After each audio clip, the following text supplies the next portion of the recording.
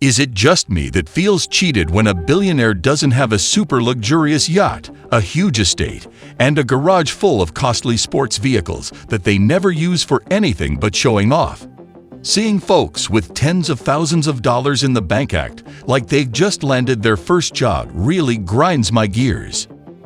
Some extremely wealthy people, however, find it amusing to play with my feelings. They don't want any attention or publicity, therefore they don't bother to make the most of their good fortune. I'll list the top 5 annoyances right now. In other words, RATAN TATA. Although his name has been the inspiration for countless riffed garbage metal bands, RATAN TATA is not, in fact, a musician.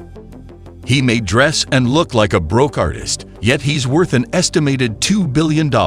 That's despite the fact that his company, the TATA Group, earns nearly $103 billion every year. Even though a sizable portion of these cash can be considered his compensation, he would rather keep less than 2% of the money and gives away the rest. The rest he puts into starting up new businesses or donates to various causes. The 85-year-old millionaire is now officially retired after leaving the TATA business in the hands of his successor. TATA never married or had children, thus the long-standing CEO of the TATA Group, Natarajan Chandrasekhar, inherited the business from him. What sets RATAN apart is not his business acumen. This is what he does with the wealth he has amassed over the course of his working life. RATAN TATA is well known for his contributions to the fields of healthcare, education, and rural advancement. He bankrolled the expansion of deionization technology, bringing clean water to millions in needy parts of India. TATA also donated $70 million to UC Berkeley, specifically to support the university's genetics and society programs. In addition, TATA provides funding for exceptionally bright Indian youth to continue their education in the United States. TATA paid Cornell University $28 million to guarantee that at all times there will be 20 Indian undergraduates studying there.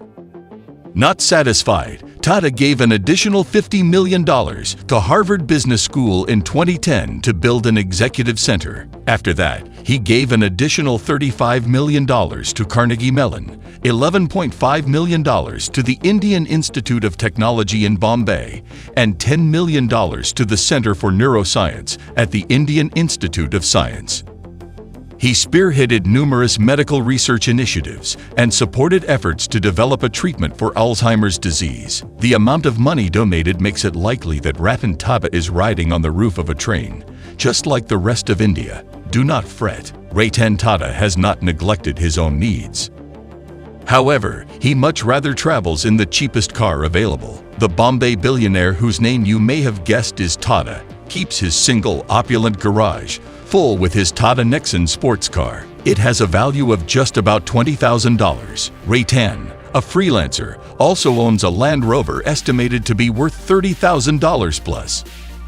Priced at $110,000 is a Maserati Quattroporte, another Mercedes-Benz, this one an S-Class with an estimated price tag of $115,000.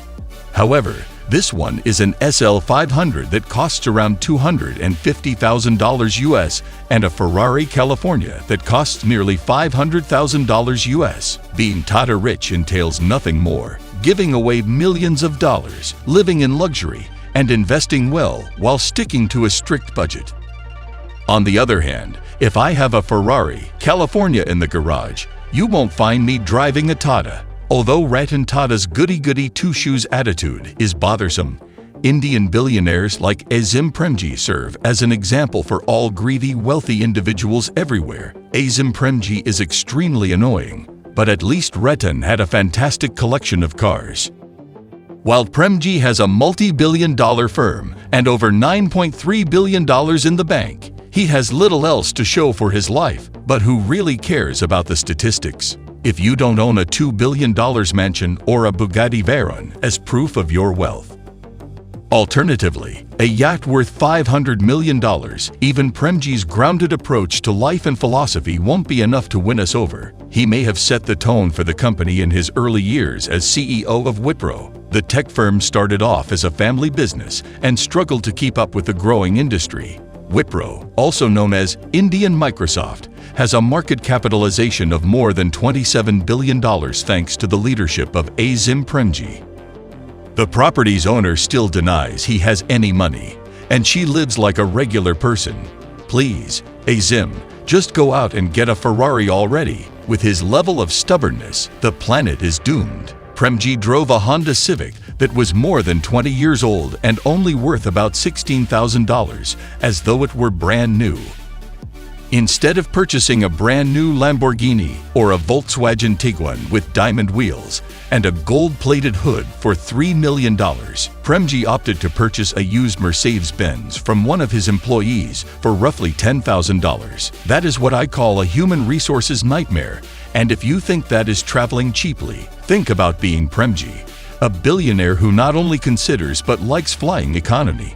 We can only pray that he is constantly stuck in the middle seat between a fussy infant and a hyperactive tot. This experience will educate him not to insist on flying first class. Its founder, Mark Zuckerberg, even if it's a bit of an exaggeration, if Meta keeps falling for free and the parachute doesn't deploy soon, Zuck might have to start living on the streets. Mark appears to be preparing for this very scenario. Not actually, that is. That was his way of life forever, a simple lifestyle, free of extravagant extras, a cannon that fires gray t-shirts every morning, and a cutting-edge artificial intelligence home assistant are just two examples of the lavish amenities found at his mansion. But those were basically free because Zuckerberg, ever the Tony Stark, developed them himself. I really hope Mark doesn't decide to go around killing Facebook trolls by flying around in an iron suit. This is going to be a horrific slaughter. Despite having some pricey investments in his portfolio, Zuck is basically living like a street rat on his $66.8 billion. His automotive collection, for instance, is valued over $100,000, with no single vehicle exceeding $30,000. He also avoids the media and curious onlookers by saving his extravagant expenditures for his travels. Facebook founder Mark Zuckerberg's personal seclusion came at a high price when he bought his mansion. That's quite hypocritical coming from the Facebook guy. But well, with $60 billion in the bank, I guess he can afford to stay out of the limelight.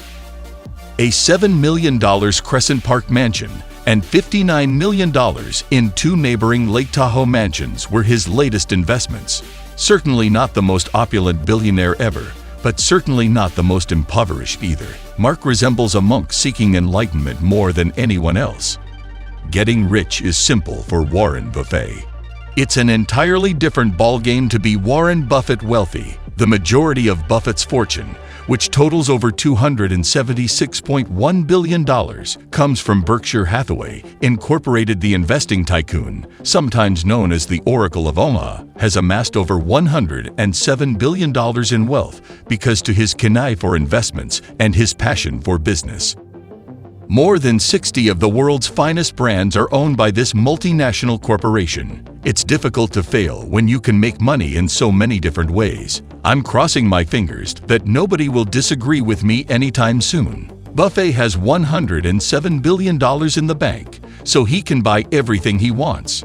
He wanted a huge mansion with a backyard the size of Fiji, an exotic car made just for him, an entire island, or even a couple of exoplanets like Pluto, but Buffett has none of these. Instead, he continues to reside in the same dated home he and his wife purchased in the 50s. Buffett recognizes that the house is not a mansion. He often jokes that even if he were to acquire the largest mansion on the planet, it still wouldn't feel like home. It won't hold the same sentimental value as his childhood house in Oklahoma. Thus, the billionaire is still occupying the home he purchased for $31,000. Okay, so in 1958, it was $31,000, but still. Also, unlike many other wealthy people, Buffett does not waste money on flashy vehicles, private jets, or other unnecessary luxuries. He would much rather flaunt his wealth while doing good deeds while he is still alive. More than $48 billion has been contributed by Warren. Now, numerous donations to charity. That's how you show off your excessive wealth, not by installing a golden loo, using ultra-expensive tanks for pleasure rides, or a pair of white sneakers costing $3,000. Mr. Elon Musk, like him or dislike him, When it comes to self-made millionaires, Elon Musk is a fantastic example to follow. The South African kid who shot for the stars and succeeded beyond anyone's wildest dreams is unstoppable. One of them appears to be losing $40 billion in a little over a year. Fortunately, his business setback had not significantly altered his way of life. Although he is still worth over $184 billion, he lives like the average Joe, and his cleaners often have larger quarters than he does. Yes, you're absolutely right. The inventor of the Tesla and SpaceX and the villain responsible for Twitter's demise now resides in a 430-square-foot mobile home. It's a lot like living in a box, only you have everything you need and nothing extra. This is a major letdown. For someone with $184 billion, I would assume that he has 4 helipads, 2 golf courses, and a football field in his backyard, plus a real water park in his basement. Unfortunately for you, Elon likes the more humble bachelor pad. The only positive aspect is the pricing, I suppose. If you happen to be living in Tajikistan and had won the national lottery, you might be interested in the house that Musk purchased for under $50,000. It's quite rude to provide a down payment of $50,000 on a home when you have a bank account full of 12 figures. In addition, Musk is famous for his extensive collection of automobiles.